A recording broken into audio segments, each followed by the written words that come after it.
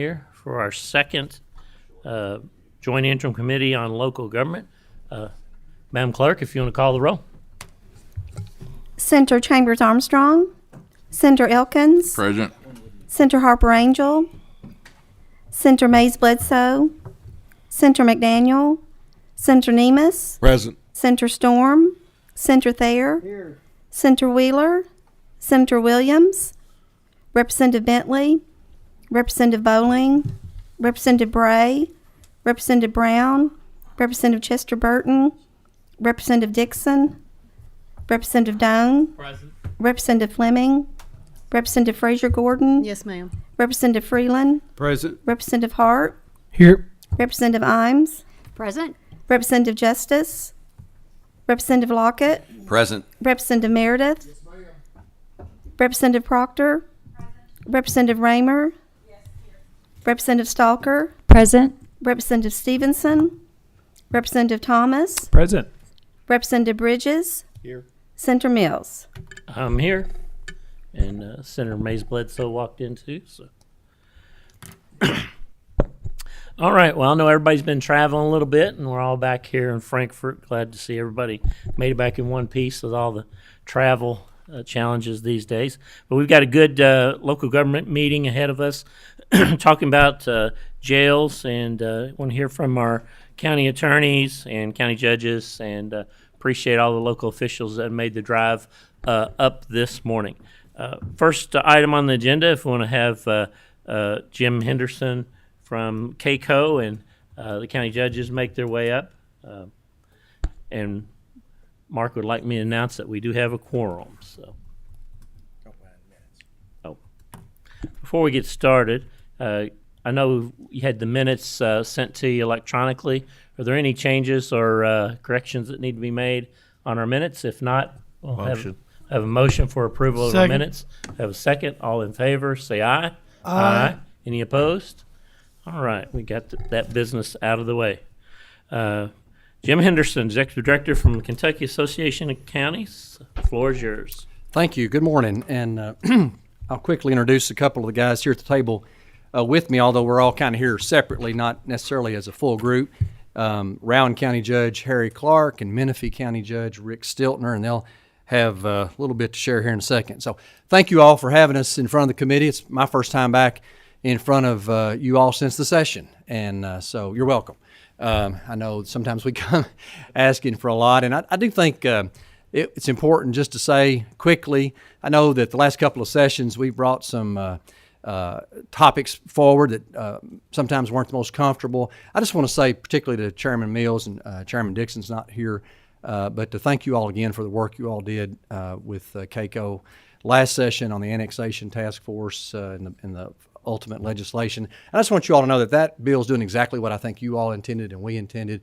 It's creating some very productive, meaningful conversations across the state, and that's all I think we wanted, and it is doing that. So thank you all for the work on that.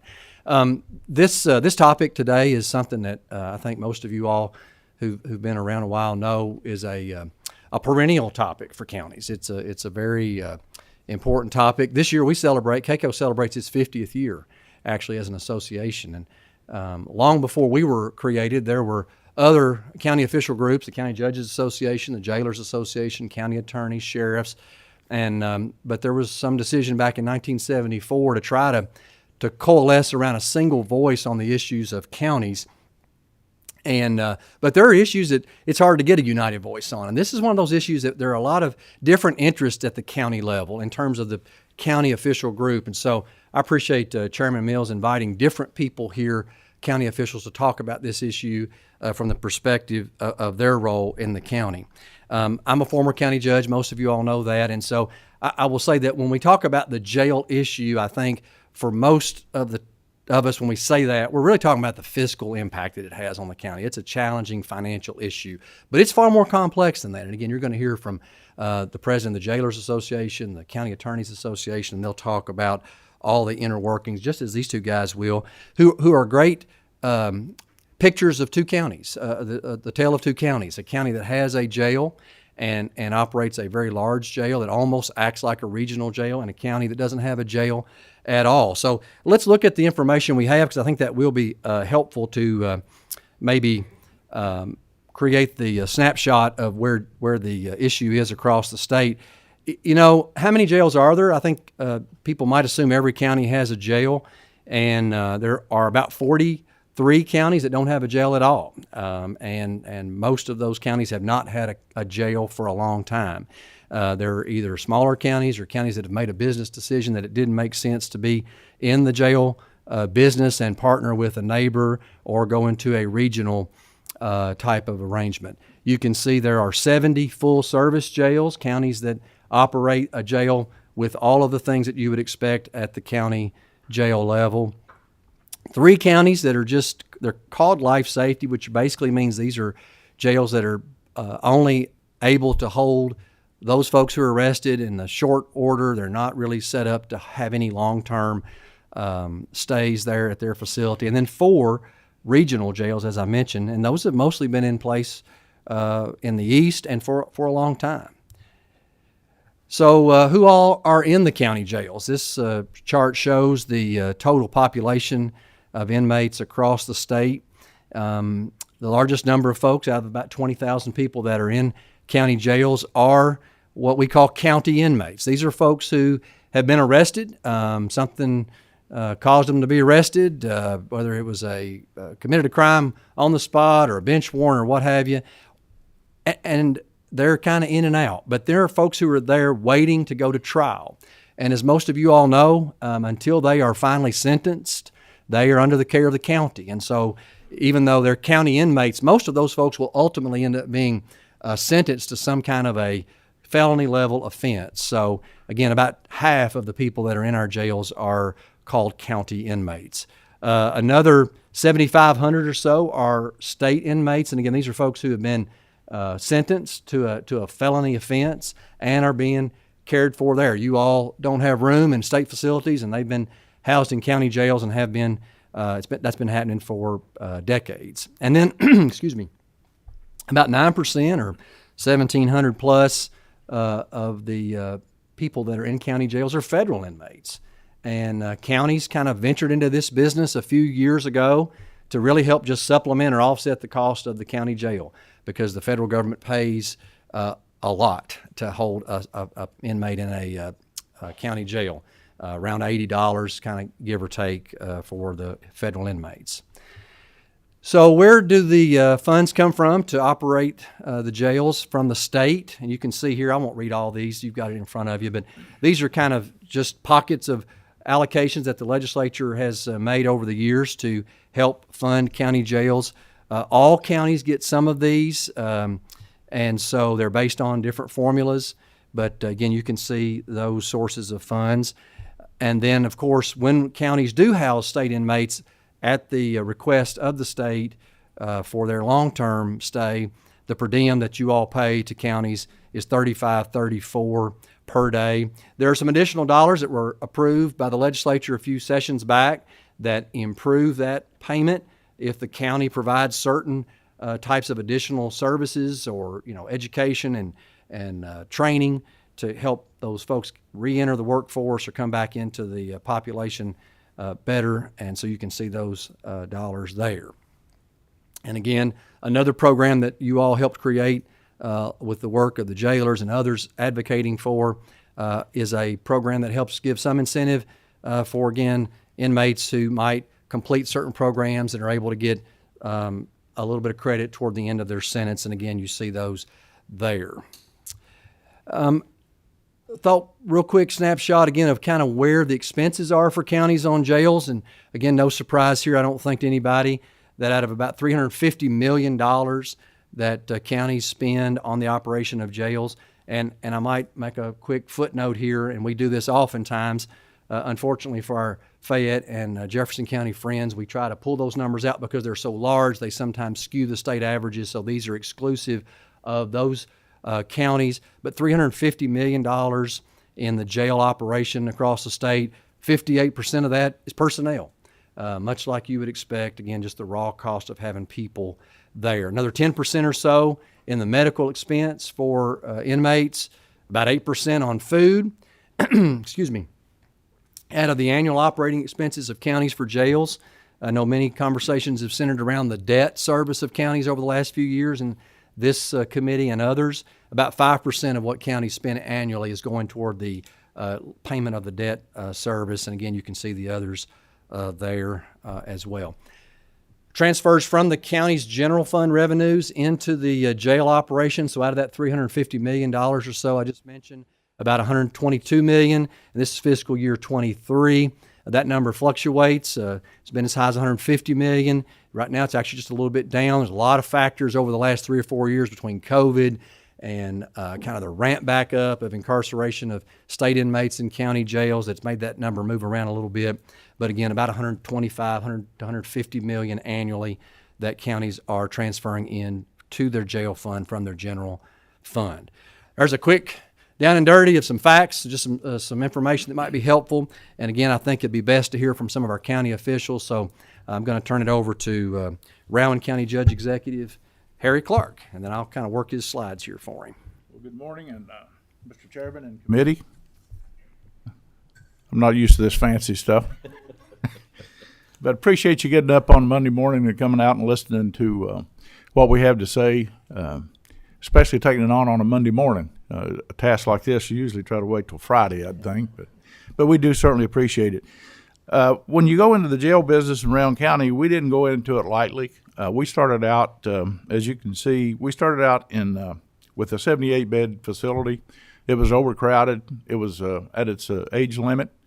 And in 2012, we didn't decide to do this on our own. We brought in the Department of Corrections to assist us in a study to see whether it would be best to close the jail, move our inmates, transport our inmates, or to build a facility that would house our inmates and additional inmates to hopefully that we would offset some of the cost. So in 2012, we had the study complete, and the real issue was if we would have closed our jail, it would have also impacted the surrounding counties because we were housing their county inmates as well. And so we took that into consideration, and then we considered if we had actually closed our facility, how far we would have to transport our inmates. So if we would have closed ours, our surrounding counties that had open jails at the time would have soon filled up, and we would have had to transport ours probably somewhere to the west, which would have been a considerable amount of distance and a considerable cost, especially when you had to transport them back and forth for trials. So the 6 surrounding counties, we considered those folks that had the closed jails, and we decided to build a jail. So we, in 2018, we did a ribbon cutting on a jail. We went from a 78-bed facility to a 279-bed jail. Our average annual bond payments were 1.35. That'll be paid off in 36. Today, our facility, we're housing 331 inmates, and with the following rough breakdown, about a third of those are Rowan County inmates, a third of them are surrounding county inmates, and about a third of them are state inmates. That fluctuates, of course, at time, but that's a pretty good average of thirds. In the Rowan County Detention Center, we offer several programs to try to reduce and help reintroduce these folks back into a normal life where they can be productive in society. We offer the MRT program, anger management, the portal, which I had to look that one up. It's parolee orientation reentry training, and health relationships, GED, and we started the SCORE program, which is probably, I would say, is probably one of the best programs I've seen to get folks reoriented and back into society. We, at a certain point before they're released out of jail, and those are different inmates, and our jailer could explain those better than I, but about 6 months before they're released, they're allowed to go out into work and work in the public. So our jail actually houses those. We transport them to work and back from work. They take their income, they put it into, I would call it a child's checking account. It's overseen by our jailer. The jail holds out $55 of their pay in order to be able to transport them to and from. They pay back child support. They pay anything they have. They're a regular person going to work. Money goes into the bank. And when they get out, one, they have a job already. Two, they have some money in the bank. And that is a huge, huge help for them to have enough money to be able to purchase a car for the transportation and the housing to go on. So I can't say enough about that program. We've got about 30 inmates out currently right now, and you don't know who they are. We do, but you wouldn't know them if you were buying a Wendy's hamburger or at the hardware store getting a load of lumber. So that's been very successful for us.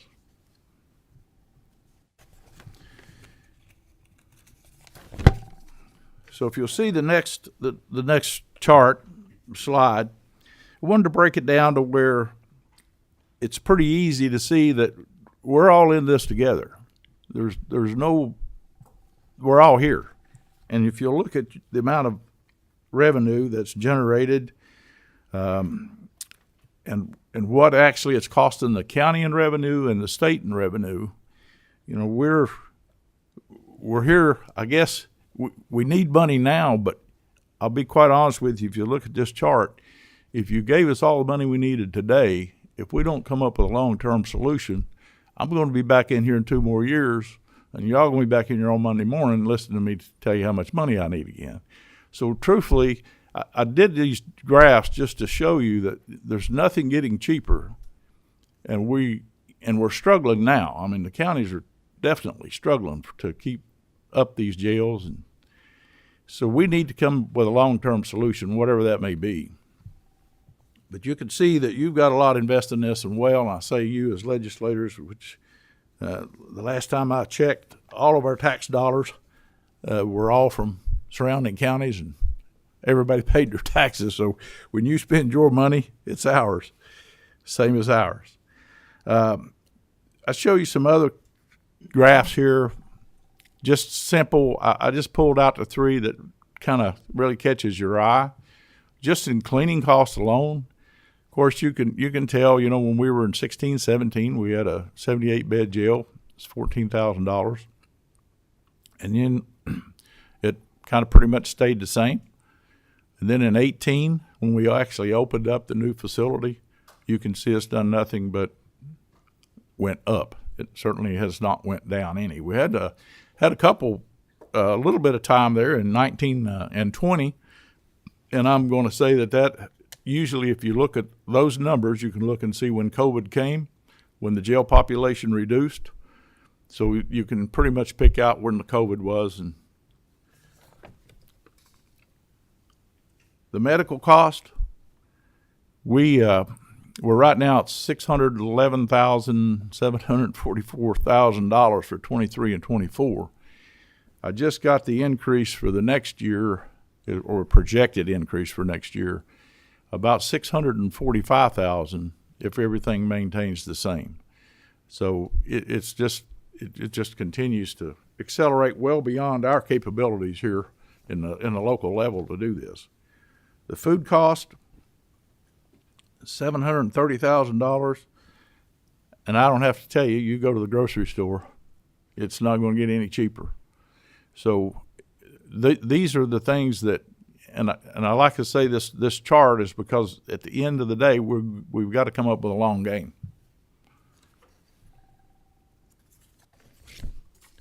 Manpower, we start our deputies, we start them out at $16.63 an hour for day shift. We pay them $17.70 if it's night shift. We can't get enough deputies. I feel like that's a reasonable amount of money to be paid in our area, but you have to realize what they have to deal with on a daily basis that I probably couldn't deal with for 30 minutes, to be honest. But manpower continues to go. Finding them is a big challenge, just to find the folks to work. And if you follow the graph, it pretty much follows the cost of living index, because we try to give that every year. Our breakdown, Jim showed you what the state's breakdown was. This is our county breakdown. So for county inmates that's been there for over 60 days, we've got 122 inmates. State inmates, we've got 116. County inmates 45 to 60 days is 16, and 61 inmates that's been there from 0 to 45 days. So if you take all of that, and we're looking for a long game somewhere, if you look, this is just the top 10 inmates in Round County Detention Center that's been there the longest, the top 10. Now, there's others been there probably 460 days. I just didn't count those. So if you'll see, the 461 days, and the number one is 1,190 days. He's been in jail, no trial, just sitting there on Round County's tax dollars. So if we had a system somehow that somewhere the state was picking up at a certain period of time, but this would be the revenue that Round County's putting in for these inmates that have not been tried or not been sentenced or are waiting on sentence. So you can see it's a pretty staggering number out of 10 inmates. That's $238,898 that it's cost us. So, like I said, we're in this together, and we need to figure this out together. What can we do? Some of the things that sometimes I think out loud, and I usually get in trouble for that. But when we purchase equipment for road equipment, we actually have a state pricing contract. Some of those contracts are pretty doggone good. I mean, we just bought some equipment in the county that saved us about $36,000 on a couple of pieces of equipment. So our medical costs, as you can see, is skyrocketing. And I'm just throwing it, I don't know what the legalities are, but is there any way that somewhere in some of this stuff, could we look at some state contracts for some medical, somebody to take the medical over for all of the jails? And I don't know, maybe have some people back here thinking about throwing darts at me, but I mean, we got to figure out something to curb the cost. And we're doing everything. I've got a great jailer. Our jailer and I we talk together each week. We look at these numbers. When I need something, he's there to help me out with them. I mean, it's certainly not a bash between the county jailers and the county judge. We're all in it together. We understand it, but it's bleeding us dry. There's so many other things we could do with the money that we're spending on this. So I thank you for your time, sir. Very good. We'll hold our questions until both the county judges. Okay, until both the county judges are done. So next is the Menifee County Judge. Thank you, Senator. And I want to thank the committee for hearing about jails this morning. And again, I'm a closed jail, and I'll say up front, I don't want a jail. In no way, shape, or fashion do I want a jail. I prefer what I have. I have a budget of $3.5 million. That's what I operate on, Menifee County. And so, for starters, I couldn't build one if I wanted to because I could not bond it. My bonding capacity is $5 million based on our property tax and the revenue that we have. So I couldn't have a jail if I wanted to have a jail. And it's worked very, very well. Our jail's been closed over 30 years. I was a trooper when they closed our jail in Menifee County. I'm from Menifee County. I lived there. I trooped there. And so I understand prisoners. I worked in that for 25 years and retired. I understand why we have jails, and I understand why we need people in jail. There's reasons for that, and I'm very familiar with what those are, and you are too. But all the folks that I have in jail, they're on a state charge. There's not any county ordinance that's been broke. They're all state charges. I average anywhere from 25 to 38. What you have in here shows 38 inmates. I average anywhere from that number on a monthly basis. I have contracts with 4 counties. You can see what those are. I have the Round County at $42, Montgomery County at $40, Powell County $33, and Lee County $32. So my fiscal court made a decision 2 years ago to move to Lee County. And why did I make that decision? You see why I made the decision. I saved $10 a day That's another $100,000 I can put in the county's budget to do other things with, to help the constituents that I serve each and every day. And in my opinion, that's my job. My job is to provide the best things I can provide for my constituents on a daily basis. And so making that change does that. We extended how far we drive, but even with that included, it's still cheaper. I still save about $100,000 a year, even driving them another 45 minutes to an hour to there, where I was taking them to Montgomery County, which is about 25 minutes away. But I pay my jailer anyway. I pay those transport officers that I have anyway, and so it was good for the county. It's good for our people. And my jailer, he's all on board with me that we got to save money where we can save money. As you can see, what my costs are, what the expenses was last year, Menifee County spent $408,000. If you take that as part of my budget, that's about 1/5 of the budget is going to pay for prisoner costs, and that alone. Of course, that's salaries, vehicles, all the things. We spent $408,000, and our revenue was $113,000. And you see the breakdown of what that revenue is, where our revenue comes from for county closed county jails. The $20,000 that is given to county jails that are closed for transportation needs, for transportation reasons, that's not been raised since it went into effect, whatever year that was. I've been here 10 years as their county judge, and it's been the same each and every year since that time. So you'll see what the revenues are for Menifee County. It's about $113,000. So only about less than a third of my cost is being reimbursed to me for our counties. And you can see the expense size, how it's broke down. Our personnel cost is $101,000, or $111,000. And again, you got to keep in mind those personnel costs. You know, we pay 100% of the health insurance for our people, for my employees.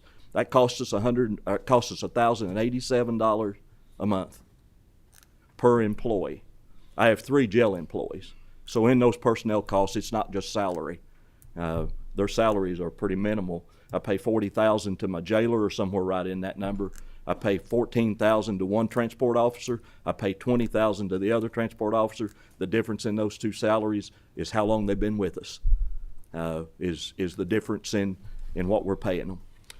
I don't know what the answers are to this. That's why we're here. We're trying to figure out what the answer is, and how can legislators and the counties work together to come up with a solution about how we fix this inmate issue. One of the things, Harry brought up, he was talking about medical costs. I think one of the things you could look at is food. Maybe that ought to be by contract, and that there's a vendor, because I'm sure all of these jails, and I don't have a jail, I'm just listening to other folks who talk about what those costs are. But the reason I do what I do is to make sure that the people of Menifee County get the most bang for their dollar, just like you do as legislators here in Frankfort. And I appreciate you listening to us this morning. Very good. We'll take a few questions for the county judges, and then we have Jailers Association, County Attorneys Association to follow to continue on for counties. So Senator Thayer has a question. Thank you, Mr. Chairman. Feels like Groundhog Day, Jim. But guess what? Come January, I won't have to listen to it anymore. It's glorious. Judge Clark, I have a question for you. I'm curious. So 6 years ago, your fiscal court made a decision to spend $19.3 million to build a jail. And 6 years later, you're here before a legislative committee, and to quote you, you said, "It's bleeding us dry." So why'd you build a jail? It's bleeding us dry, but if we would have transported, we would have had more general fund dollars in it. The estimate at the time was $1.3 million to $3.3 million to transport our inmates if we had to go to the west with them. So that was a big factor in making that decision, was the cost of us transporting out of our county all the way into the western county because like I said, if we'd have closed ours, we would eventually filled up the surrounding jails pretty quick. Follow up? Sure. Thank you, Mr. Chairman. Do you regret the decision? Or is it still, even though it's bleeding you dry, is it bleeding you less dry than transporting your prisoners? I think it is. I think the numbers would show you that it is, but because of our inmate increase, it goes up every year. It is bleeding us dry. I was a part of the first decision. I was a magistrate at the time in 2012. I was not involved in the final decision to make it, but had I been there, I probably would have made the same decision to build the jail. Okay, thank you. Just a parting word to everyone on this committee who will be back in January. Get used to this, because for the next however long you're here, this group is going to come before this committee and A&R and ask for more money to run their jails. Thank you. Senator Chambers. Money from the state. Thank you, Mr. Chairman. You're welcome. Senator Chambers Armstrong. Thank you, Mr. Chair. My question is also for Judge Clark. I was listening to you talk about the decision to build a new jail versus transport and sort of what surrounding counties had done. And I'm curious sort of to what extent when counties are making these decisions, they're talking to other counties. There's like strategic planning, there are projections about cost and capacity, and to what extent everyone is sort of making their own individual decision in a vacuum. Well, we brought the Department of Corrections in to do the study for us. So it was they did the coordination with the other counties. In fact, at the time, I think shortly after that, they passed legislation that you couldn't build a jail unless you had previous approval from the Department of Corrections. But all of those things were considered. I've got a book about this thick in my office that they used, but they did a real thorough study on the transport, on the surrounding counties, on the inmate population, the future increase in population. Because if we'd have had 30 to 40 inmates like Judge Stiltner, we'd have been silly to build a jail. But as our population increases into the county, obviously our population in the jail increases. So it would have just been impossible for us to be able to transport that number of folks. But there was a lot of study went into it, and I'd be happy to share that study with you at some time. Thank you. A brief follow-up? Thank you, Mr. Chair.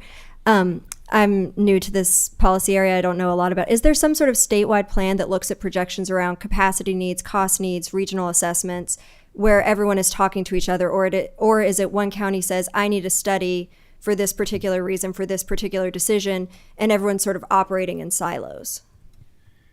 I'm sure they've got a system in place now, but in 2012, it was we were just faced with a jail that we could no longer economically maintain. And so I know we specifically went out and asked that question about the jail, but we wanted to make sure that what we were doing, and it even suggested the number of beds. We didn't come up with the 279 beds. They actually recommended the number of beds where we possibly could break even with bringing other inmates in. That's helpful. Thank you. Thank you, Mr. Chair. You're welcome. Senator Elkins. Thank you, Mr. Chair. It's probably no accident that these two gentlemen are sitting in front of us, because they are two gentlemen who I know understand the county jail issue and the problems. And I did have the luxury, if you will, of serving on a jail committee for 6 years, and I understand jail budgets about as well as anybody could, I believe. And I know that almost all of the expenses that go towards operating a jail are personnel, and then the remaining is food and medical. There's very little that the jails can do to control those expenses. The state mandates how many people must serve on the floor each day, each hour, all the time. That's dictated to you how you do that. So I know that there's very little you can do to control expenses, so you have to look at revenue. one of the things I think that we could do, and another thing I'll say also, and I know Judge Clark hit on this, I think it was Judge Clark, there are not really any county inmates. There's really no such thing as a county inmate. They're all arrested because they violated state statute, and they're soon to be state inmates. And so where the counties seem to bear the biggest part of the burden is the fact that county inmates sit there waiting to be sentenced, and then they become state inmates. I think we're going to have to find a way to get those inmates sentenced quicker and through the system quicker. 1,000+ days to sit on the county dime is unreasonable. I know I heard Judge Stiltner once before talk about 2 inmates that were in his jail or in his responsibility for 3 years and 5 years. You guys have any thoughts on how we would speed that process up? Have you looked at rocket dockets or anything like that in your county, or can you control that? I don't know that you can control that at our level. I've always said, just in my opinion, and I say this that way, until the administrative office of the courts have skin in this game, you're never going to see it, because they determine how many days this happens. They determine how many days counties have them. That counties isn't determining that. We have nothing. We have no say in that process. I tell folks, I have one right now. Harry gave you his. I have one. I've got another one 4 years on a murder charge. He's been in the county jail for 4 years. We've been paying that bill. The one that Senator Elkins made reference to, both of them were there 5 years each. It cost my county $145,000 to house those folks for 5 years, and they finally pled. And there's a big process in that, even on trying to get them to plea. I don't know what the answer is about that. I just know, in my opinion, to have all the stakeholders that are involved in county inmates, you got to have them all at the table. It means the administrative office courts, the jails, the judges, fiscal courts, the legislature. It's going to take the whole group of people to fix this issue. It isn't going to be one group fixing it, and we can't keep throwing more and more dollars while we're trying to figure it out. The costs continue to rise. My job is to be a good steward of the revenues that I'm given, and so I try to make the best decisions based on that. And I do think we got to get everybody at the table. Okay, our final question for these guys, Senator Mays Bledsoe. Thank you, Chairman. I'll be just real quick. Just 2 things. One, Fayette County stopped taking state inmates completely because it no longer made financial sense. And so for years, we have just stopped the practice, which is not helpful because all those state inmates go to all the rest of the counties, and I know that. And I hear it because now I have rural counties who tell me that the burden is high, and so I completely understand that. But I wanted to just affirm one thing, Judge Clark, which is we actually have in Fayette County our own medical facility within the jail. And they have a healthcare contract for this very reason. Saves on transportation, immediate more healthcare quicker, and it is a cost savings. It does not, by any means, touch long term the cost of medical, which is it's huge. But it is something. And I think it's a good idea, maybe regionally, to look at. Is there some cost savings where we could have people come into the facilities and provide that care? It's not crazy. It actually pretty well works in Fayette County. Thanks. Okay, let's switch out here. Do a little hockey switch out here. We'll have the county judge, or county jailer, and county attorney from Hardin County, both of them. I'll stay in for tag team just for the You're good. for the slides here. So Come on up, Josh. Josh, we got you up here first. Is that all I right? couldn't hear you from back in the back of the room. You're fine. No problem at all.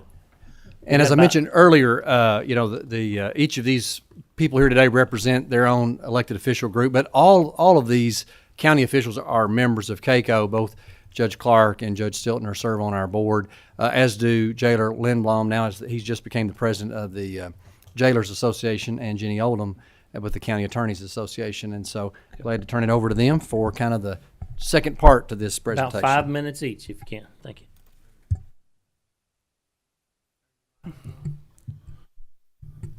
Well, first off, I'd like to say thank you for having us on this rainy Monday morning.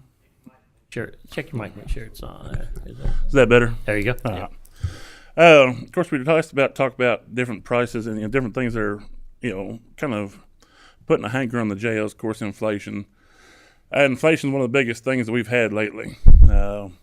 As one of my Eastern Kentucky counterparts said, that the Piggly Wiggly isn't wiggling anymore because there's no wiggle room. So, when you break down from 2019 to 2024, everything's gone up.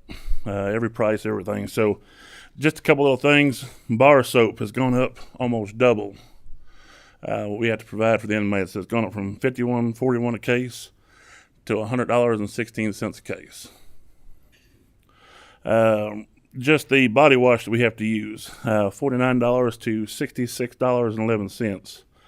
Deodorant, which is a great thing to have inside of a jail. So, $211.32 to $314.68. Mattress, just a regular old mattress, 5 inches thick with a built-in pillow, because it's mandated we have to have a pillow by the state. So, $52 to $83.90. Office paper, $25.21 a case to $38.25. Feminine hygiene products, sanitary napkins, $32.47 a case to $46.65. In a jail, you have to use a special kind of toilet paper. It doesn't have a core in it, because that core can be used for hiding contraband, doing different things, setting fires, different things. So you use coreless toilet paper, which has gone from $31.55 a case to $79.95 a case. Toothbrushes has actually gone down. The only thing on this list has gone down. $64.88 down to $60.61. Of course, in corrections, you have to use a special kind of toothbrush. And they're only this big, so you can't sharpen them up and make a knife out of them. Toothpaste has actually gone up just $1, $133.97 to $134.15. The water bill has gone up, and now mind you, back in 2019, I had 300 more prisoners in the jail. And it's actually gone up to from $16,029.81 to $17,684.88. So mind you, had 300 less prisoners in the jail, and but yet we still have a higher water bill. Couple other things that we pay more on, of course, medical expenses. Medical expenses are a big thing. We're being more mandated to provide different things, OUD treatments, which is the opioid use disorder treatments. Of course, we've already been doing it, but it is going up. So in this last budget, we had to put in for another right at $260,000 more a year just to cover Suboxone and different treatments that were being mandated by the federal government. Food has gone up about 6% with our food contractor. We actually have contracted our kitchen for right at, I'm going to say about 21 years. And it's really helped. I mean, because we're still only paying $1.26 a meal. So that's a big thing, because the amount of prisoners we have. And that's, of course, that gives you a dietitian, that gives you everything. So that really does help out. It's hard to do it on your own. Some jails do. Some jails are able to do that, but the amount of prisoners that we have come through, us being around the interstate and everything, it's not going to be feasible to do it ourselves. Just different things. Of course, fuel costs. Fuel costs are up. Transporting prisoners back and forth, different things. Now, our cost per day right now is $42 a day to house a prisoner is what it costs us to, out of our budget, $42 a day. So that's still keeping it very low. My budget is about $1 million less than any other jail that size. So that's another thing. Of course, our county only allows us to be able to pay the starting deputies $16.44 an hour. Now, mind you, $16.44 an hour to possibly have to give CPR to somebody, possibly have to wrestle somebody, work with somebody. We do a lot of mental health cases that, sometimes you might get feces thrown on you or urine. I mean, just different things. You never know what you're going to have that day depending on what somebody's mood is. And at $16.44 an hour to compete with McDonald's or White Castle, and now currently Hardin County is competing with Blue Oval SK, which is one of the largest projects in the world, that is paying a whole lot more money than what our county can pay. So it can be a blessing, but it could also be a nightmare, because right now we've already lost a few people to it. So I can't speak for well, and it's weird because being the president of the KJA, I kind of have to speak for them now.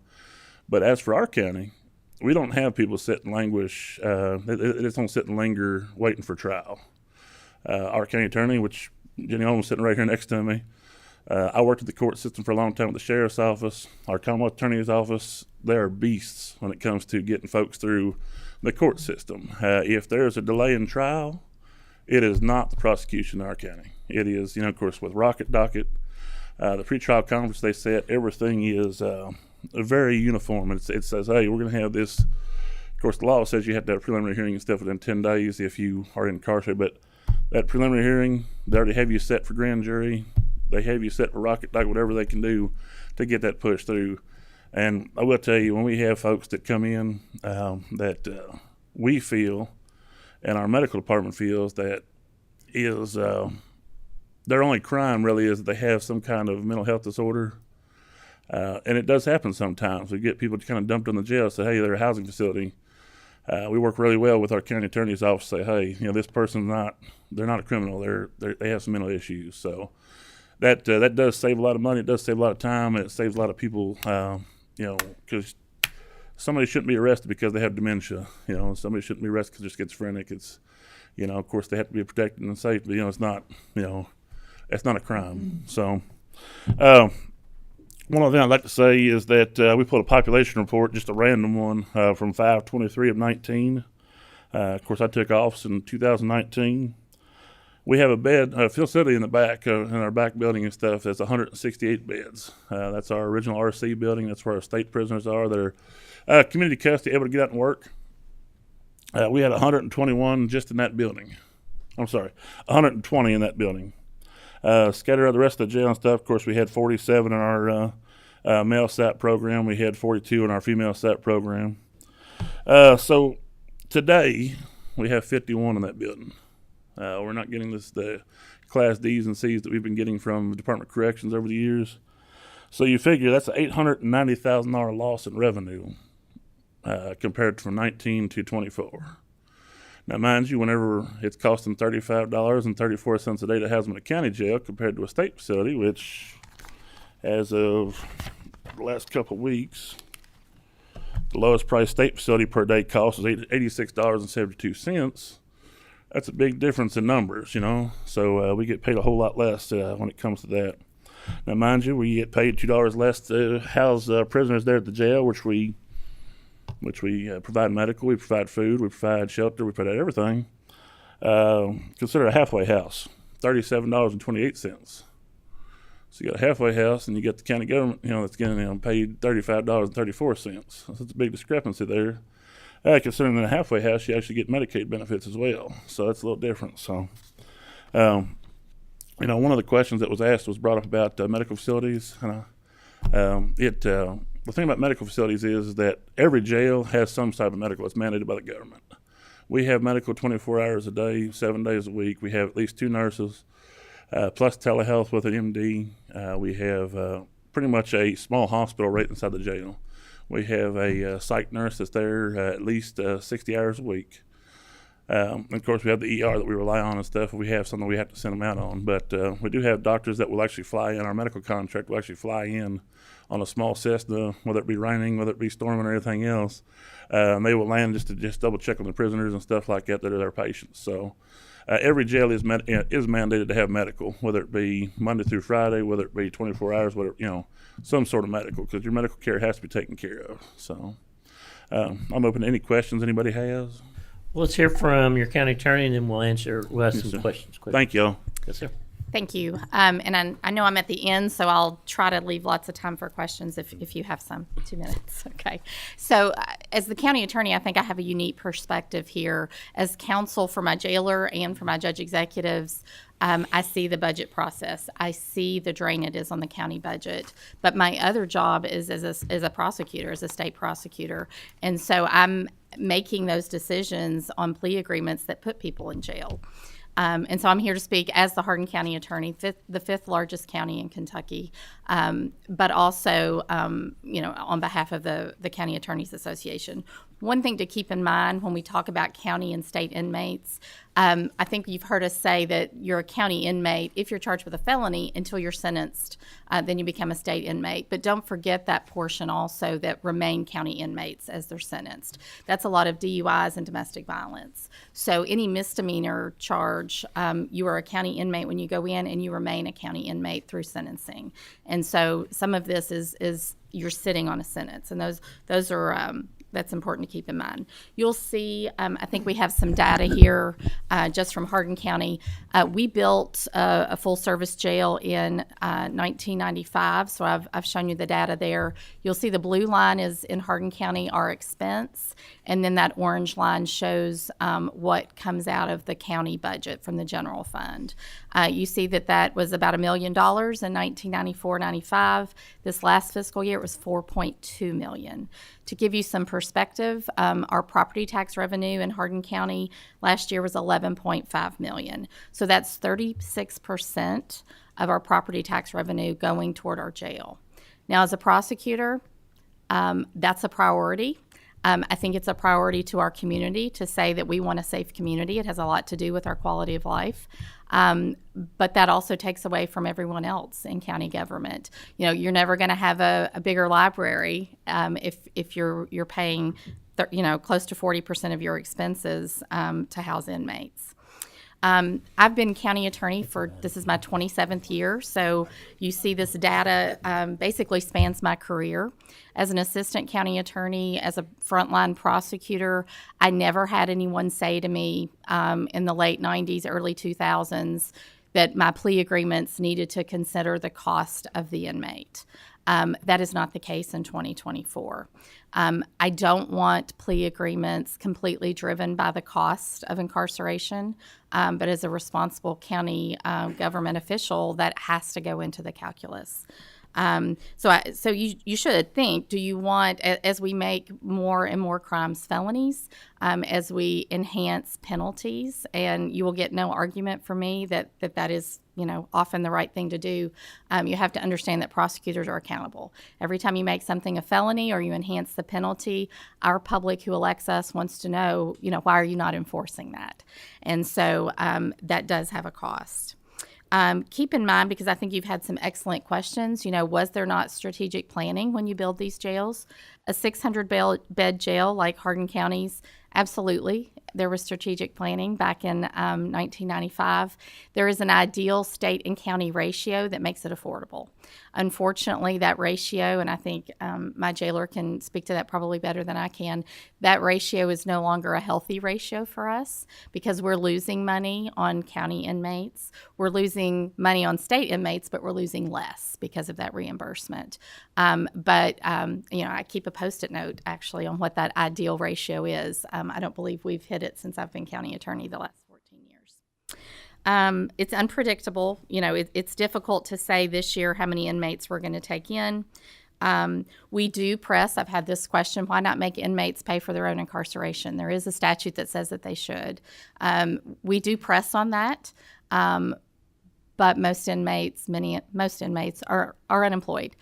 They're judgment proof. And so you have to be careful how many resources you spend to get money that just doesn't exist. I also hear anecdotal information about the delay. And so as a prosecutor, I do want to defend that at times. You can have it fast or you can have it right. That's not all cases. I'm certain you can find perhaps some system delays that should be addressed, I think anecdotally. And I did attempt to get some data for you here today because I want to see those numbers. I can only speak to Hardin County, but I want to see the numbers statewide. Are there delays that should be addressed on why inmates are not being sentenced? I hate to bring you a problem and not bring you a solution.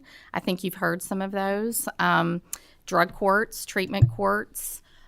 We have a treatment coordinator in Hardin County. We've used the opioid funds for that, and I think that we hired her in January. We have conversations on the front end. Is this someone who needs treatment, or do they need to be incarcerated? And even before sentencing, we're finding treatment beds within 48 hours and sending someone straight from a jail bed to a treatment bed. We do have availability of treatment beds in Kentucky. So we've used that money in Hardin County for the opioid money to make sure that we're getting the right people into treatment. My jailer and I speak weekly, daily. At some point there are inmates, I hate those calls, but I don't, but I get the call. This is what it's going to cost us every day for their medical. And I say back to my jailer, but this is what they did. I can't let them out. And so we have these conversations. We do come, I believe, to a consensus decision. But those aren't decisions that are made on the record, that the public can weigh in, that they can hold us accountable to. We're having to release inmates based on their medication's too expensive. Now, we have done a lot of creative things. We had a county-owned hospital up until 2018. Our hospital worked well with us. Our jailer works well with us to get into the right program so that we're getting the best price for medication. But it is discomfort as a prosecutor to have to make a decision to release based on a medical cost of an inmate. Rocket docket, I think someone mentioned that. That has helped us in Hardin County decrease our days before felony inmates can be sentenced and become state inmates. It's important that classification timelines be enforced. If a state inmate, if you've been sentenced, you need to be classified. We need to be getting those state inmates back in our jail. That was our long-range plan when we built our jail. Opinion, local judges need to be making local decisions based on who's in jail. Right now you have an AOC bail schedule that makes those decisions. Those are not local.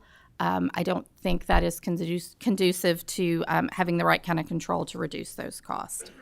And with that, I'll take questions. Okay. I guess one question I would have, I don't have a list. Oh, Representative Bray has a question. Quickly. Thank you all. I got a question for Josh. You said you all are down 300 inmates. I've heard from jailers across the state that the state's not transferring inmates anymore. What kind of impact is that having on your budget? Of course, I'm sorry. Whenever I took office, of course, the first day I went in, and we had 805 prisoners in the jail. It was busting at the seams. Of course, this was pre-COVID and everything else. So, plus the AOC bond schedule wouldn't affect after that and different things. But the effect that it's having on our jail right now and stuff is, like I said, $890,000 worth of revenue that we would have had in that year comparable to now. Back then, we were able to have prisoners that would be able to get out and work in factories and work in different areas, which would be great right now for the industry that's happening in Hardin County. But we can't because the 51 prisoners that we have in that building, they already have a job. They're going through substance abuse programs. They're going through, we have 15 different programs they can take to jail, but they have to have before they get out. We would love to be able to have enough people to do some of these programs. We've had different KCTCS has already called and said, hey, we'd like to put these programs on with this keys money that's available for the federal government. Well, they don't have enough prisoners. So literally, if we had more, Class D prisoners that can come down, of course they get more bang for their buck, and everybody does just from the fact that, one, it's cheaper to house them there. Two, they're able to get the education. They're able to have a lot more stuff, and also with the programs that we have. So, yeah, it's a big chunk of revenue that's been taken out of us because of the state prisoners. Just a quick follow-up. One of the most frustrating things to me is, I know you run a really good jail. We've talked quite a bit about the programs you offer and how you operate. And, you've been before the jail task force talking about everything that you all have going on. And we've got your county with 300 beds available. You've got excellent treatment programs. You've got educational programs, 24/7 medical, and then we've got other counties who are vastly over capacity, and we're not seeing the transfer between the two, and it's end up costing the state, and then recidivism rates are higher because of it.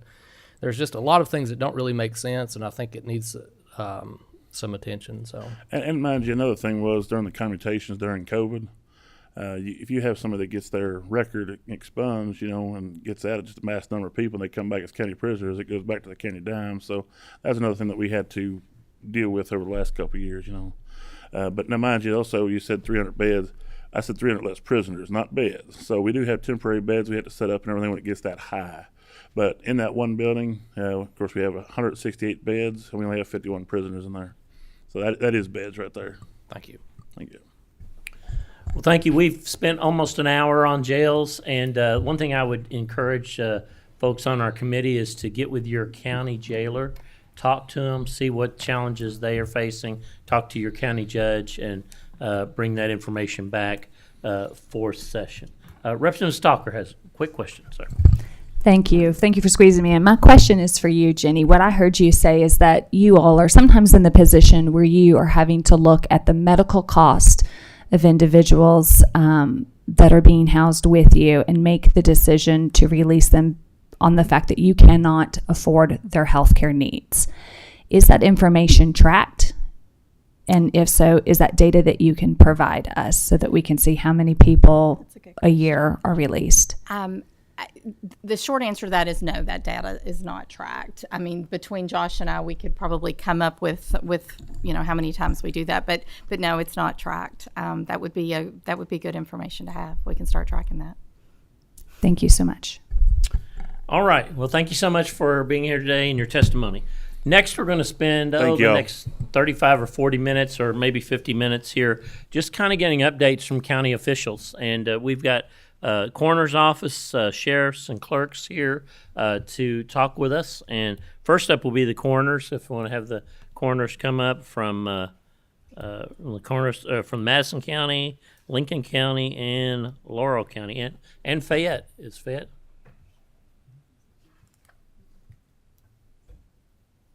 All right, gentlemen, thank you so much for being here. This is meant to kind of give us an update, kind of a punch list of things that, maybe tell us a couple of challenges you might have in your operations and maybe some successes and future, just to be a quick update. So, floor is yours. There we go. There you go. Thank you very much. My name is Jimmy Cornelison. I am the Madison County Coroner, Richmond, Kentucky. It's a pleasure to be here. We've worked hard to get to this point. With me is Gary Ginn from Fayette County and Ferris Markham from Lincoln County. Doug Boland was unable to attend. Okay. House Bill 810 was passed in 1995, which dealt with the compensation for county constitutional offices of the county judge, clerk, and sheriff. Coroners and jailers were omitted from House Bill 810 because of conflicts for what we really don't know exactly what they were. Jailers amended House Bill 810 after this governor or administration left office to receive compensation as other constitutional offices. This amendment recognizes or reflects this era in House Bill 810. Now, with that, I'll stop and say, why have we waited this long to come before you and ask the questions about trying to upgrade the coroner's office, upgrade the salaries for coroners in this county, and that's something I can't answer. I will tell you that sitting at this table is 90 years of coroners. Gary Ginn has 75 of them. But this committee was put together. The president of the association at the time when we were looking at this over the last couple of years decided to put this committee together, and that is why we are here. I am right now the president of the Coroners Association, so I don't have an answer for why we haven't done it before. I'm just here, or we are here, to try to get some things settled for coroners. One thing I want you to understand about coroners is our job is unique. We see people at their worst. We all knew that going in. Okay, that's no surprise. Shouldn't be any surprise to us, but it's still a fact. I worked Katrina. I worked Flight 5191, and those two experiences alone, are on the same level as my year in Vietnam when I was 18 years old. So those just to kind of give you a little comparison there. Since 1995, the inconsistency of the coroner's compensation, I want to tell you that part of this is our problem.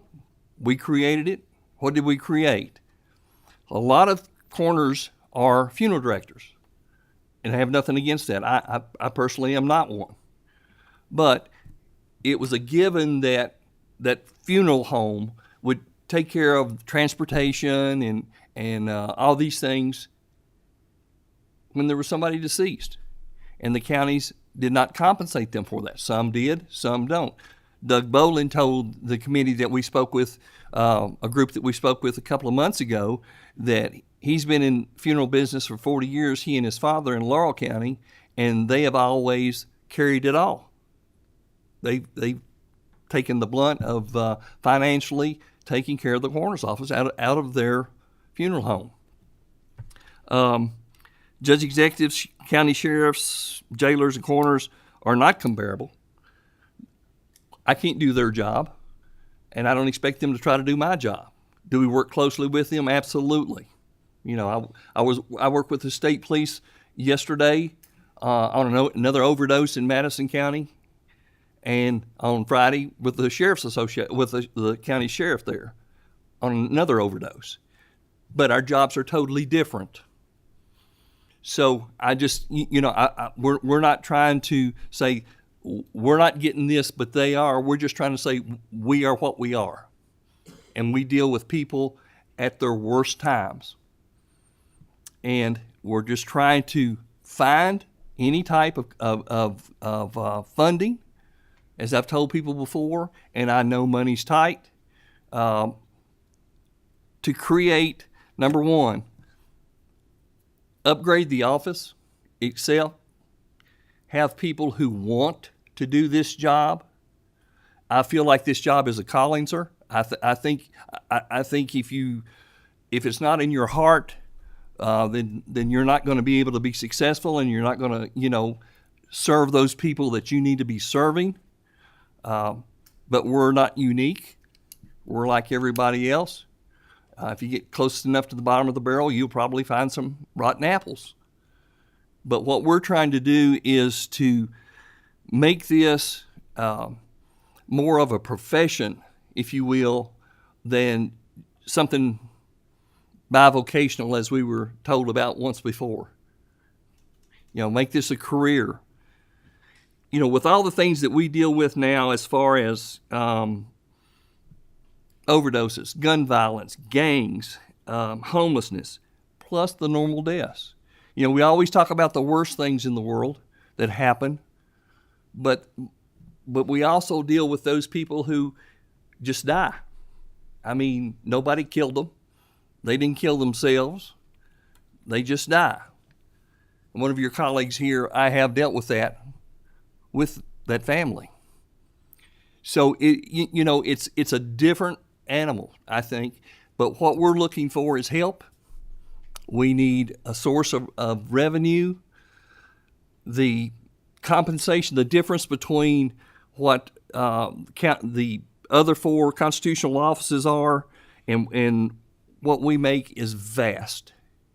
I mean, it is. There's a big gap, and I don't care to mention my county, and I don't think this is with this year's raises that they may have gotten, but I think those four offices make $141,000 a year, and I make $60,000.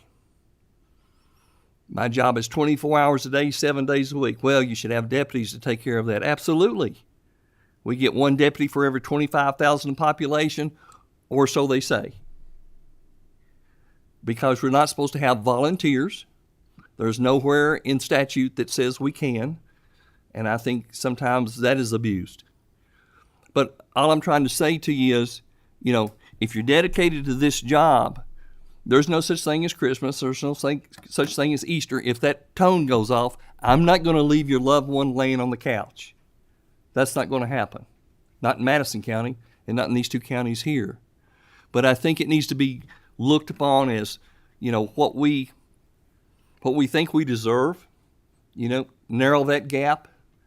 But where's the money going to come from? I don't know, sir, and that's why we are here.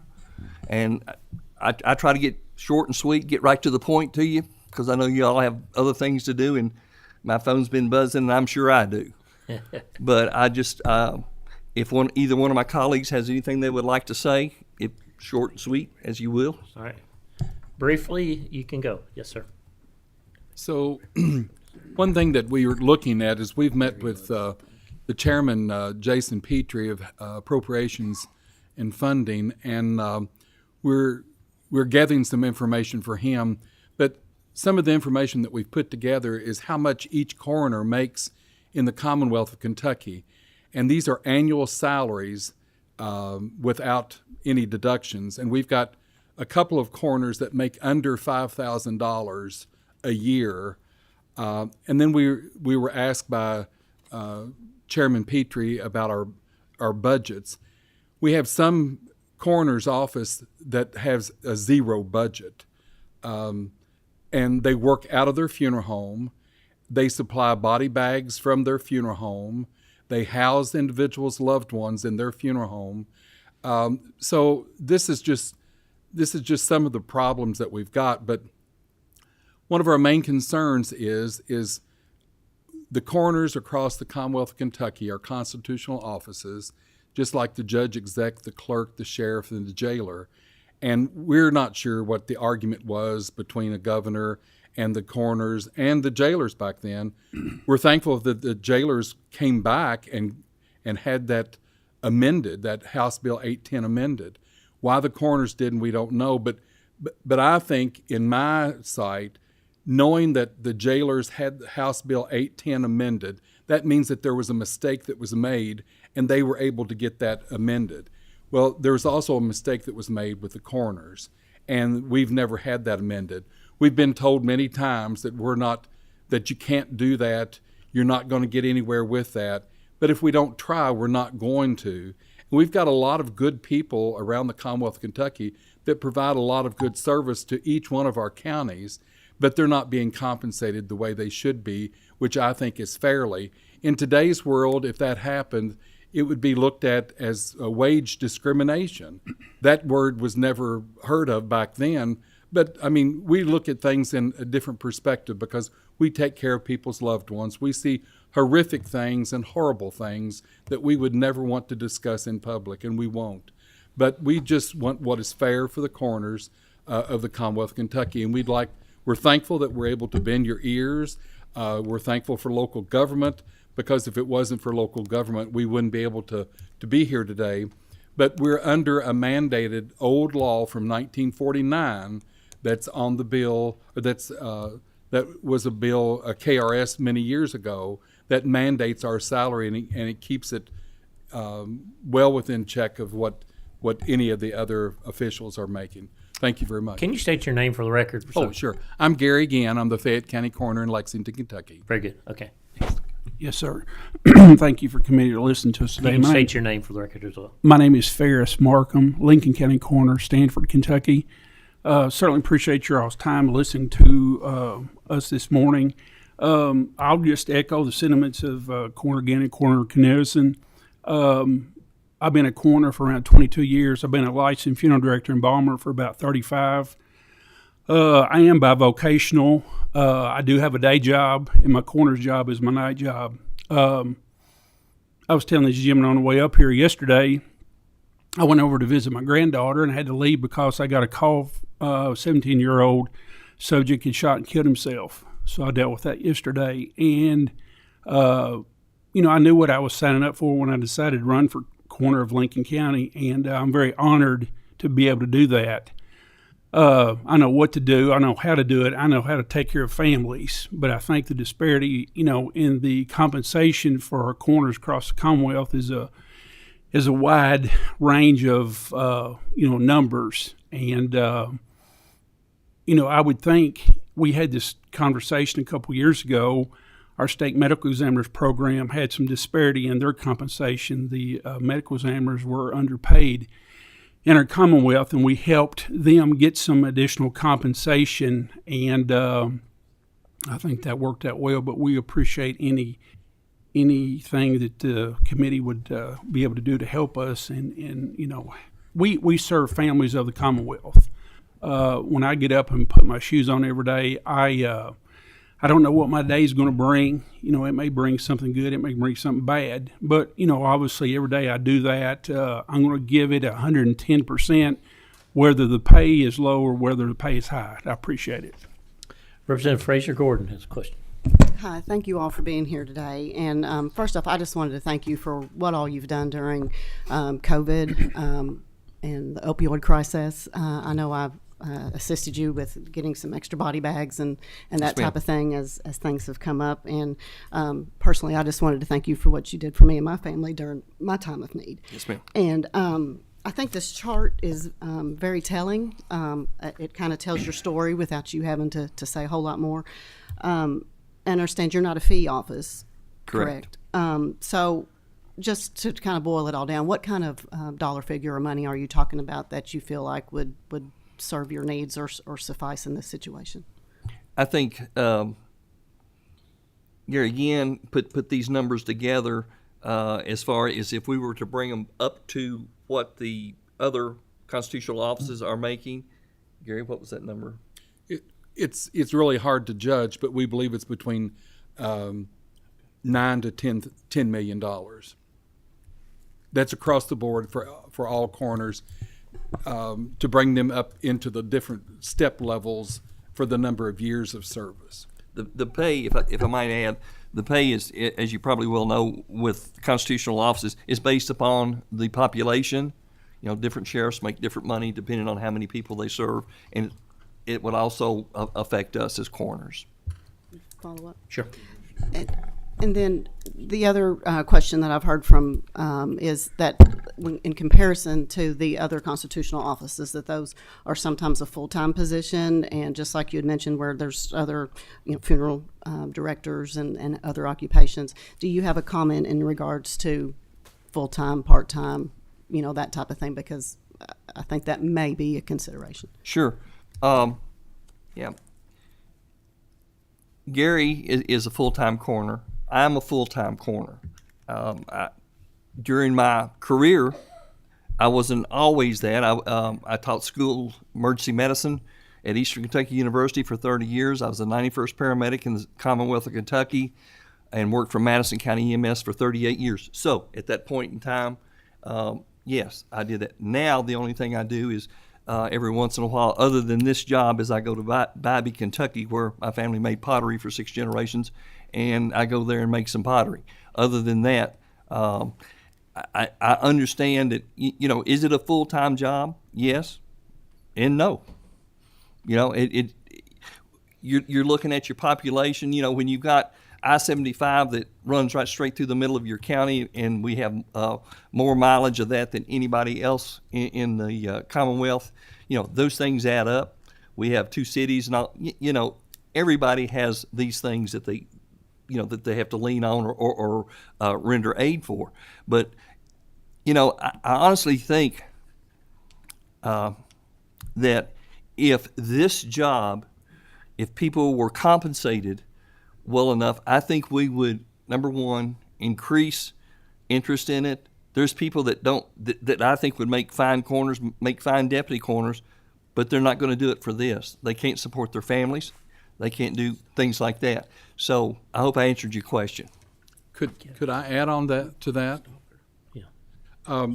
One of the things too is as far as full-time or part-time, under the House Bill 810, which was amended in 1998, this doesn't make a reference to full-time or part-time for any of these constitutional offices. It is a wage for the amount of population, and it sets population groups from 1 to 9. And I agree with Ferris and with Jimmy. I think all coroners put in far more than 40 hours a week, which is a full-time job in our books that we look at. If you count all the time that we're on calls or that we are actually at a scene, then it's far more than that amount of time. So I would go back to House Bill 810 that was amended in 98 and look at that and use that as a chart to go by for our salaries, just like the other constitutional offices. Okay, Representative Stalker, final question, ma'am. Thank you so much.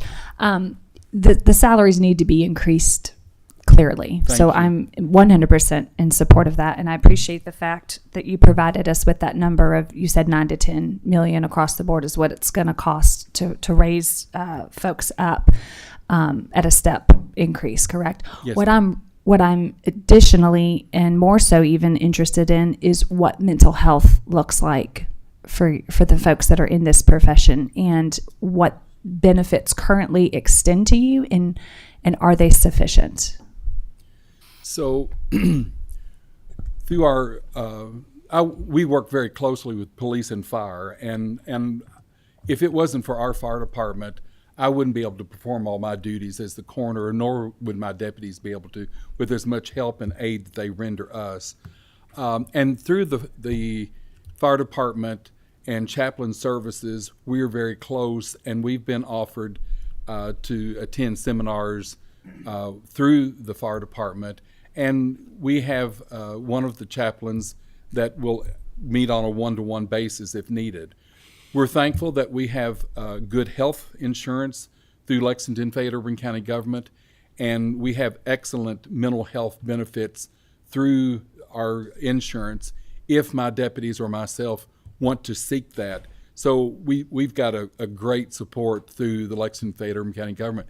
A lot of times our numbers and Jefferson County's numbers skew this, so we haven't looked at the average amount of pay, but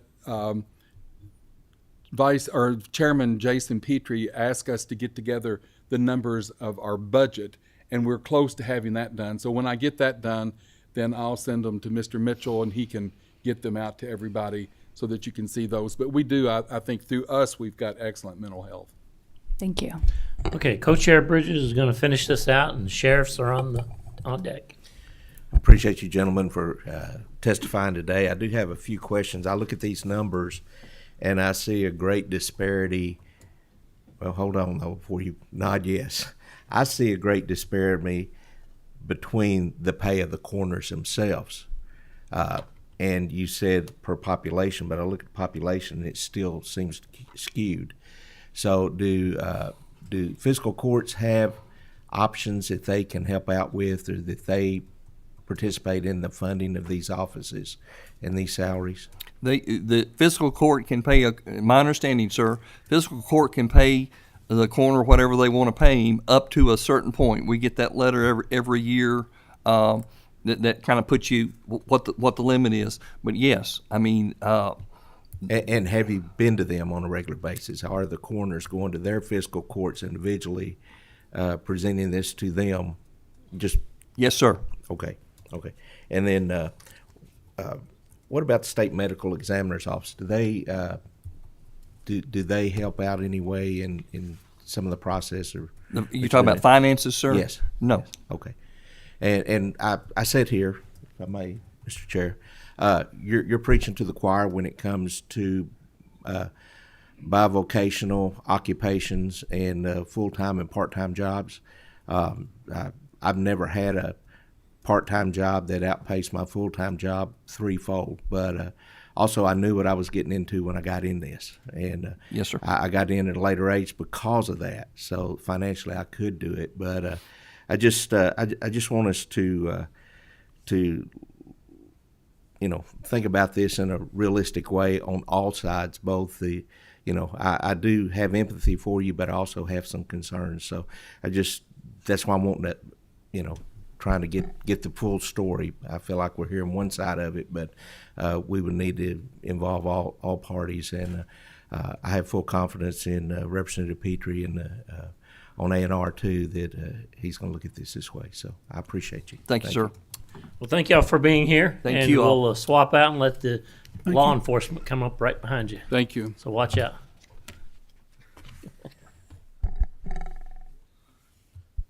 All right, we've got about 15 minutes to spend with the sheriffs and county law enforcement. If y'all could take your seats quickly, and identify yourself for the record. Thank you for being here, and thanks for your patience. Got a good group of guys there. I think so, but appreciate that. Anyway, thank you for having us here today, co-chairman. We're blessed to have the opportunity to come before this committee.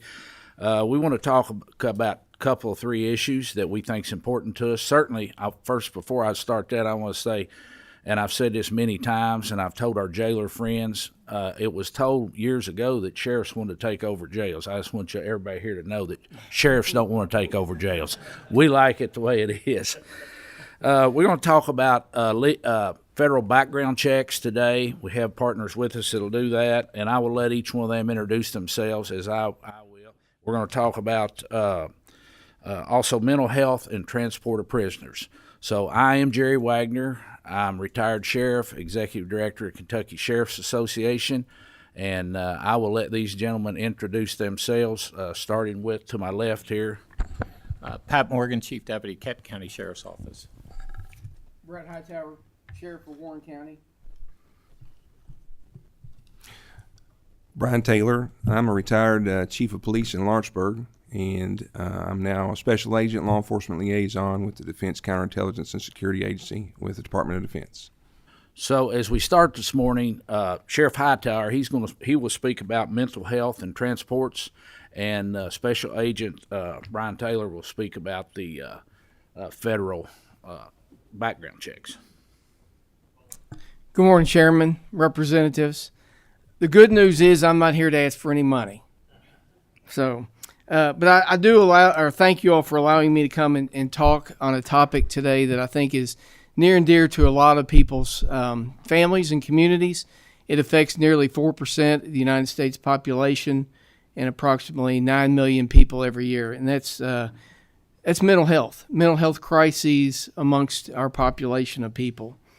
And there's numerous layers of this as we start peeling this back and what happens here in the Commonwealth of Kentucky and how we deal with the mental health crises. And for those that are suffering from this and how law enforcement encounters those individuals daily, I'll speak specifically about to Warren County and our Brad region and how we deal with this. In general, what happens is we will receive a call for service with somebody who's either having some type of mental health crisis, whether it's a family member calling or a concerned citizen. We respond to those. We make contact with them based on Kentucky's 202A laws, whether the person is a danger to themselves or others. We deal with that.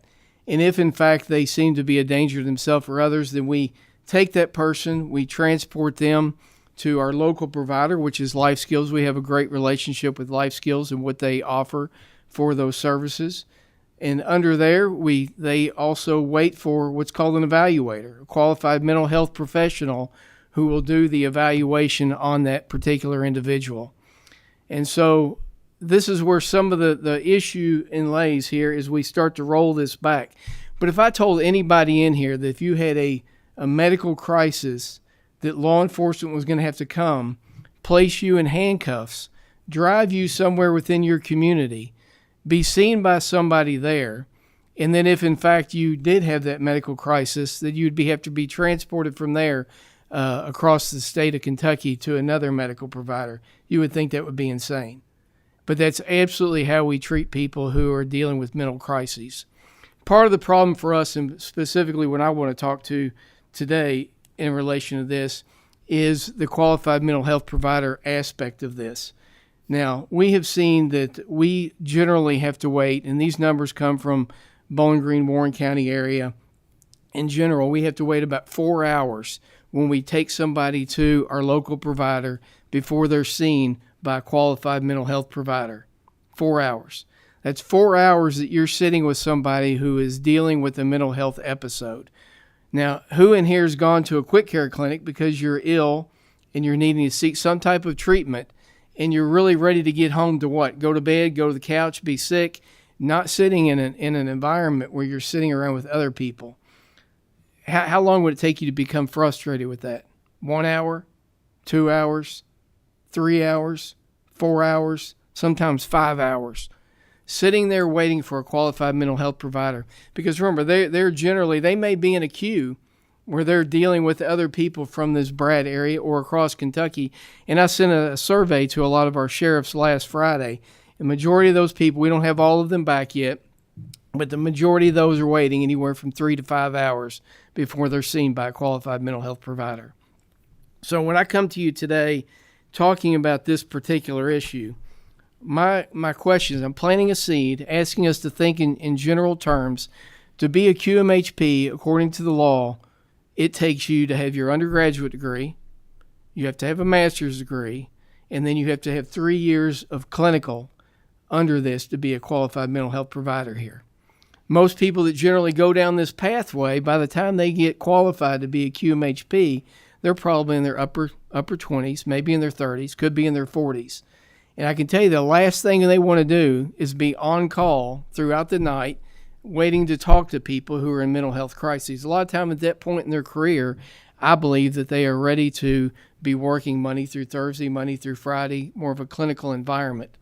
So this is part of the issue that we're seeing. So my looking at this and what I'm asking and look is for you all to take a look at, is it possible that we have a QMHP, that the law is changed on this, and this person would have their master's degree in some type of psychology, behavioral health, but then they get their clinical hours under the auspice of a psychologist or psychiatrist.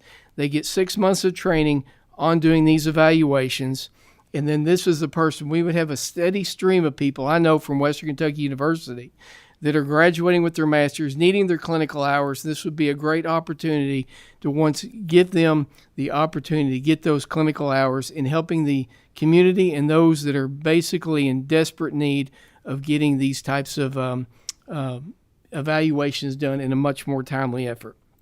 I sat down with some people within the community, and be honest, one of their things that they brought up was the fact that, that there is a potential for somebody making a wrong decision. I mean, there's some liability with this. I was with a chief of police at this point when he looked across the table and he said, look, we're graduating people 21, 22 years old from the police academy, putting a gun on their side, putting them in cars and asking them to respond and make decisions in a split second. There's a lot of liability with that. So there could be a way to also write into the legislation that we would reduce the liability for them from the auspice of the fact that they may, send somebody home. But I can also tell you we've had examples where people who right now are certified QMHPs have sent people home and they've committed suicide within 24 hours of them going home. It's impossible to always get it right. It just is. You're dealing with mental health. Some people go through this process multiple times. They know what to tell people, what to say, so they don't end up in the back of a police cruiser being driven to Western State Hospital. So we're fortunate in Warren County right now. We have been given a grant. We're hoping within our community that we have a drop-in center within the next couple of years. This is going to be huge. It's going to be huge for the Brad region. But also, right now, I was awarded a grant, about a $500,000 grant from the Cabinet for Family and Health and Resource, if I can get it right, CHFS. And so under that, we've been looking for 4 to 6 months for a QMHP to come in on this. We've had 3 applicants. None of those applicants were actually a QMHP. They had not gone through the complete process of this. So because of this, the idea behind this grant is we'll have a crew, which is a crisis response unit. We will co-respond with one of our deputies and a certified QMHP when we have mental health crisis situations. We'll deal with it on the scene, and then if in fact they have to go back and get an evaluation, we'll take them back to the proper place to do that. But we're waiting 4 to 6 months just to find somebody certified. This is a desperate need that we need to look at. So all I'm asking, not for any financial issues at all, but just to relook at how the right now the KRS is and what we can do. And I think this won't just affect the Warren County Brad area, but I truly believe that this can have an impact across the state of Kentucky and be a pathway for people who are getting their certifications, qualifications, their master's degree, and needing clinical hours. it would be a great way for them to work in hand in hand with their local law enforcement for the mental health crises. Thank you all. Very good. Okay. Next, Mr. Taylor. About 5 minutes or so. Okay. So thank you all for letting me be here today. Thank you all for letting me be here today to talk about an important issue that we're having in Kentucky. The Defense Counterintelligence Security Agency is required by law to vet the America's workforce. We do all the security clearances for America. We also do FAA security clearances, TSA. If you want to get on a base anywhere in America, you're required to have a security clearance. That's what we do. And we vet all these people. If you want to work at Los Alamos, doing testing and analysis on things there in Los Alamos, we want you to have the same ideology that the American people have about their country. So part of that information is going to local law enforcement, who are our partners.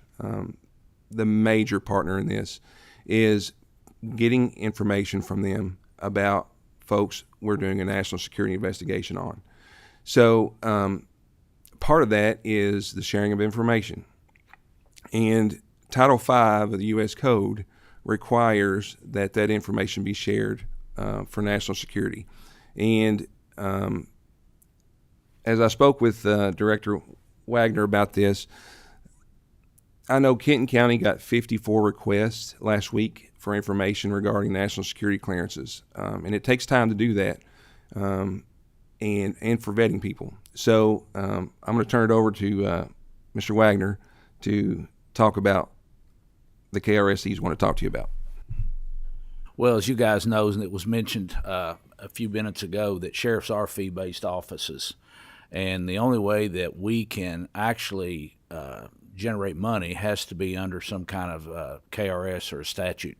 Has to be under 64.090 and actually say that we can do that and charge for it. So I think our sheriffs were somewhat under the impression that maybe we didn't have to do them, and we see that there's an attorney general's opinion that yes, we do have to do them. So we're here to do them, and we'd like the ability to be able to charge a fee. And I think we found out that the federal government is willing to pay the fee if you guys are willing to allow us to charge the fee. So I think that's just something that we're going to be coming to you for in the upcoming session. We'll be seeking somebody to help us run a bill of that nature so we can do what we're required to do. All right. Any questions of the sheriffs? Those are two very good valid points, and appreciate the presentation. If you want to get with me or Co-Chair Bridges on that, on the bill, that'd be fine. All right, our final item. She's been patiently waiting over on the right. It's Miss Tabitha Clements. She's going to represent the Clerks Association. Clerks are always busy, and they've had several changes in their offices this year. So Tabitha, the floor is yours. Thank you. For the record, Tabitha Clemens, Grant County Clerk and President of the Kentucky County Clerks Association. I'm honored to be with you. As always, when we get started with speaking with our legislators, we are very thankful of the bipartisan work. There's been a lot of changes over the last few years in the county clerk's office. I'm going to highlight some of those and give you a status update as to where we are. We're going to focus on election recorded instruments and vehicle registration. So our elections work has been a bipartisan effort for the last 3 years since COVID. We've worked diligently to ensure the safety and security of our elections while trying to embrace the things that COVID brought to us in the election space, because our voters liked it. They liked being able to vote early. So we have 3 days of early voting. They liked the model of vote centers in some counties, and in other places they like hybrid models. So our plans thus far and the laws that we've worked on has provided those things. As a reminder to all of you on the committee today, all Kentucky counties have paper ballots. As we're heading into this presidential election, I think it's very important we talk about security. And we all use certified vendors. In the state of Kentucky, we go a step further than just listening to our partners at the federal level. We have a state certification board that looks at those machines and our vendors to ensure that we are using the machines that are qualified here in Kentucky to meet the standards that we set. Additionally, each county board of election conducts accuracy testing before every election and inspections. And this year, during the presidential election, we will implement an audit after the election of one race, one machine in each of our 120 counties to ensure that those are working properly. The 2024 presidential election cycle in November is going to be the largest that we've seen in some time. In addition to what we have on the ballot in the presidential race, there's also 2 questions that are on the ballot. And in some counties and cities, there's also the medical cannabis question that's going to be asked, depending on what those fiscal courts and city councils have adopted. We'll know more about those and be able to provide more information about what counties and cities will have those as we get closer to the certification in September. Since this is going to be our first, I'm going to say normal presidential election, as normal as they could be, right? Not really. But it's not going to be a COVID election like what we experienced in 2020. So we're going to be back to normal as much as we can. This is the first presidential election that we are going to be able to utilize those 3 days of early voting. We're really hoping that we'll have some legislators partner with us in getting out the word on getting people to come out early to ensure that Election Day goes as smoothly as possible. And then, we are preparing for record turnout. Clerks across the Commonwealth are looking at their vote plans, have turned in vote plans already to ensure that they're going to be able to hold and have capacity. Part of that was through HAVA dollars. There was some Help America Vote Act dollars that was allocated to each county. All 120 counties received some funding to increase privacy screens and security carts to ensure our election equipment is secure. In addition to just preparing for the election, we're also preparing and have had recent training on open records requests and looking at those. They come at the most inconvenient times for clerks, specifically with elections, and being able to try to balance what is actually an open record in elections and what is held true in our Constitution for the privacy of our voters. So balancing that has become somewhat of a burden and something that we certainly want to have conversations about in the future. I would be remiss if I didn't talk about funding for elections. I know we've heard a lot about funding as we've sat through these local government committee meetings this morning, but as many of you in here are aware or I've spoke about before, we have not seen any reimbursement rates from the state adjusted since the early 1970s. I was not born then. I'm in my 10th year as clerk, have prior government experience and professional experience before that. It's been decades. So definitely something that we want to continue the conversation. We had a lot of conversations the last session, but we need to continue that conversation and look for ways to resolve that. And just be on the lookout. We're going to continue to provide continuous improvement plans for elections in the legislative space to ensure that we're staying up with the times and addressing safety and security concerns as they arise. So just something on the lookout. Next, in recorded instruments, Representative Meredith's here. We spent a long summer together with a legislative task force for modernization of the land records with Senator Howe a few years back. And we're happy to say that all of the funding that was allocated by the legislative body has been dispersed to the counties. We were on a timeline crunch there for a little bit and a little concerned, but we were able to get that accomplished. I do want to say that DLG did a great job getting those funds out the door and working with us. It was a great partnership with them, and we're very grateful for what they were able to do for us. So it was a $25 million appropriation that was divided into 2 phases. The first phase shared a pro rata based upon population amount, and the second phase was shared based off of need by counties. They reported the need and supplied that to DLG. DLG determined if that need was accurate and then worked to get a check. It was 84 counties out of the 120 that applied for phase 2 funding. The timeline for the grants through the Kentucky Department of Library and Archives, we are getting better communication with them since the new commissioners come on board. There's certainly been some improvements there, so we wanted to report that this morning.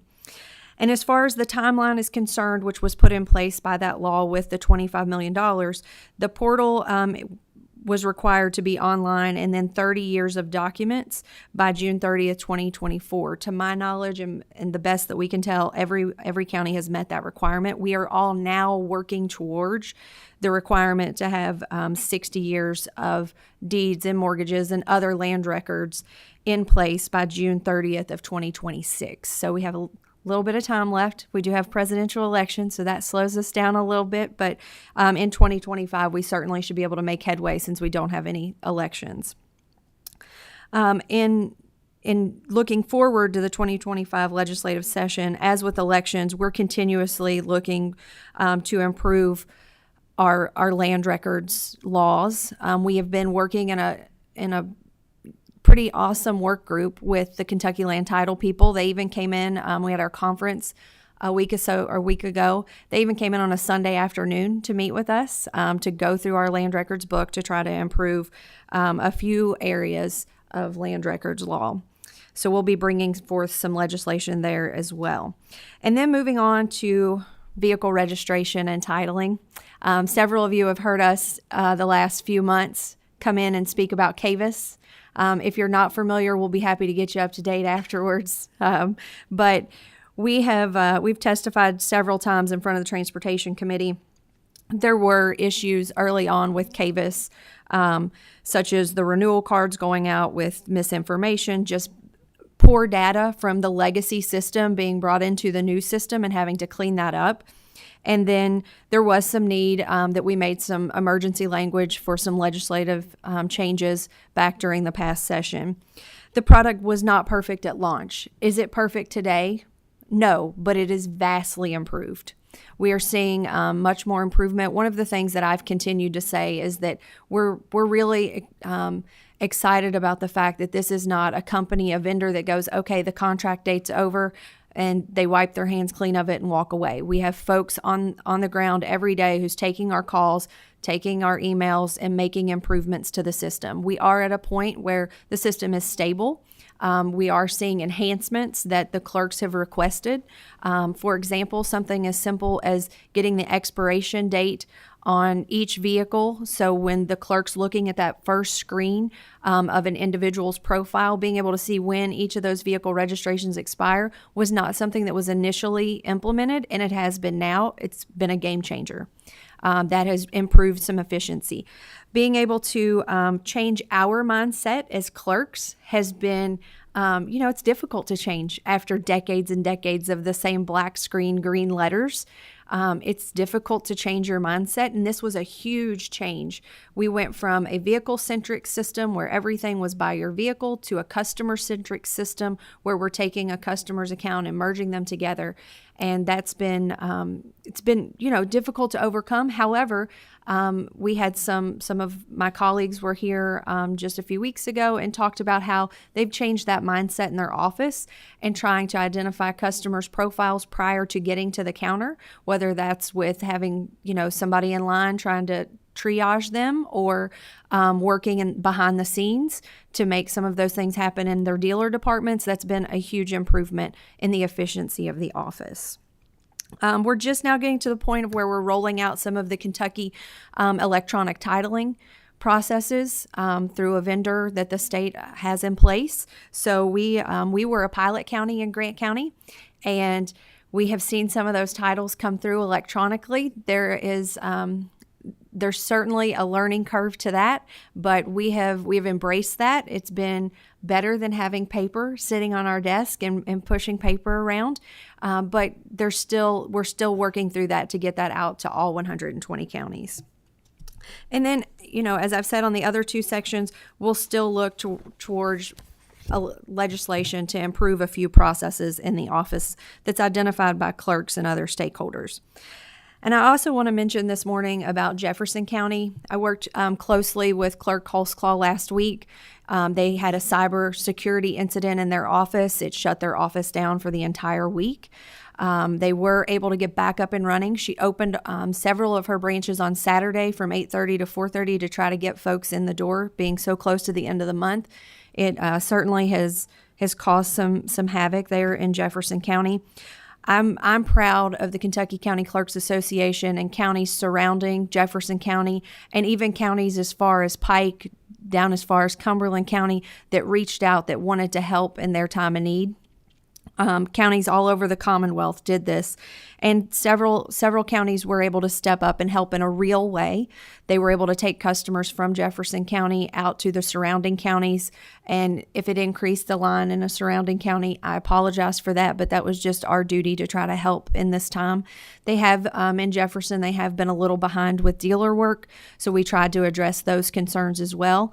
I will say that the Kentucky Transportation Cabinet and CAVIS team moved mountains last week to make things happen. They had 18 workstations at the Transportation Cabinet that were up and running for dealer work to be processed from Jefferson County employees.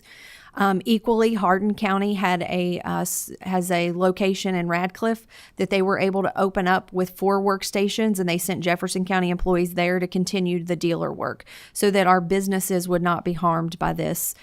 Equally, we've spread a little bit of the dealer work out for them where we could, and try to continue to get that working. I know that she had closed a couple of her branches in order to try to process some work prior to this attack, and we didn't want them to get as far behind as they were. So we're trying to keep everything up and running. I am happy to report this morning that all of the Jefferson County offices are open for motor vehicle transactions.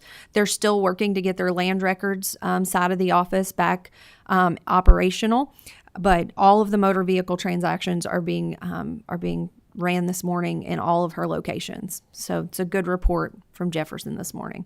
I'll be happy to take any questions. Very good. Ms. Clemens, I want to compliment you and your offices for the amount of change that y'all have gone through and the way that you've handled it the last several years. You're doing well, and we get good compliments back from our folks that we represent, even though you got challenges with the CAVIS system. You are handling that well. I'm going to ask that if you have any questions for Ms. Clemens, she'll wait off to the side if you want to grab her. We have another committee meeting that begins at 11 o'clock that many of us are a part of. But thank you so much to all the county officials that came here today and for your testimony. We stand adjourned.